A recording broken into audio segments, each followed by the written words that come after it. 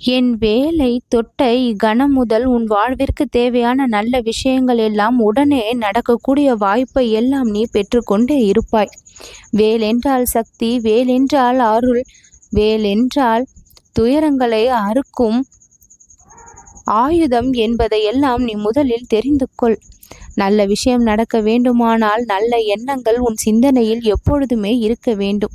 இறைவனை விட்டு விலகக்கூடிய விஷயங்களுக்குள் எப்பொழுதும் நீ செல்வது நல்லதல்ல.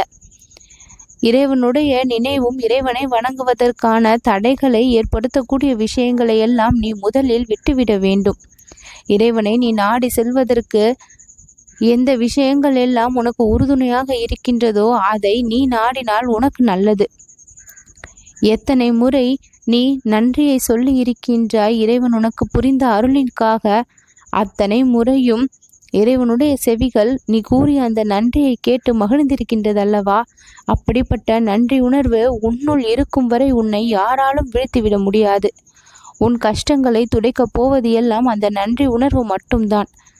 தினம்தோறும் எழும்போதும் உறங்க செல்லும் பொழுதும் இந்த பிரபஞ்சத்திற்கும் இறைவனுக்கும் உனக்கு இன்பத்தை கொடுத்தவர்களுக்கும் எப்பொழுதும் நன்றி சொல்ல மறக்காதே. உனக்கு துன்பத்தை நினைத்தார்கள் என்றால் கூட அவர்களுக்கு கூட நன்றி சொல். ஏதோ ஒரு வகையில் ஒரு பாடத்தை அவர்களின் மூலமாக நீ கற்றுக்கொண்டுதானே இருக்கின்றாய். தீங்கில் இருந்துதானே நன்மைகளை கற்றுக்கொள்ள முடியும். துன்பத்தில் இருந்துதானே இன்பங்களை பெற முடியும். நீ எந்த விஷயத்திற்காக ஏங்குகின்றாய், தவிக்கின்றாய், காத்திருக்கின்றாய் என்று பலமுறை இறைவனிடம் பிரார்த்தனையாக வைத்திருக்கின்றாய். இப்பொழுது நீ கேட்டது கிடைக்கும் நேரம் வந்திருப்பதால் சந்தோஷமாக முருகா நன்றி என்று சொல்லி நீ பெற்றுக்கொள்வாய். என்னுடைய வாக்கு இது உனக்கானது. முழுவதுமாக பலனை முழுவதுமாக பெறு. தர்ம சங்கடமான நிலைகள் உன்னை சூழக்கூடிய நிலை ஏற்பட்டால் அந்த சமயம் சற்று அமைதி காத்து வெளிப்படையாக நீ சொல்ல வேண்டிய விஷயங்களை ஒரு சில நபர்களுக்கு சொல்லியே ஆக வேண்டும்.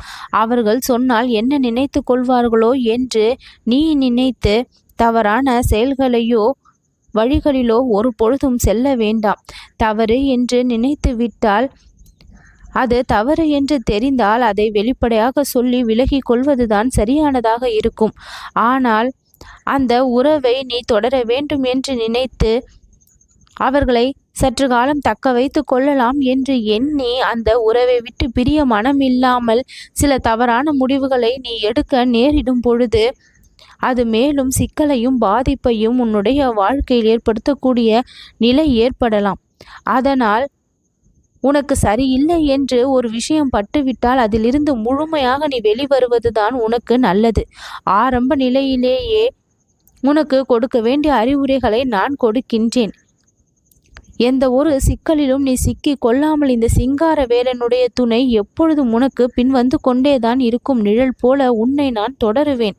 என் வேல் கொண்டு தீய சக்திகளை அழிப்பேன். எதற்குமே ஒரு நியாயம் வேண்டும்.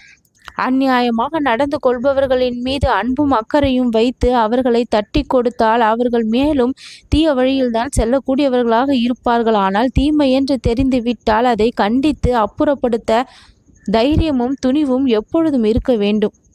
உன் வாழ்க்கை போராட்டங்களை நினைத்து நீ கவலைப்படுகின்ற அந்த போராட்டங்களை முடித்து வைத்து இன்பத்தை நோக்கி உன்னை அழைத்து செல்ல வேண்டும் என்று நான் நினைக்கின்றேன். அப்படிப்பட்ட நல்ல விஷயத்தை தான் இப்பொழுது நான் உனக்கு நடத்தி கொடுக்க போகின்றேன். என் வேலை நீ தொட்டு விட்டாய். சற்று நேரத்தில் மனம் மகிழ்ந்து எனக்கு நன்றி சொல்வாய். நல்லது நடக்கும்.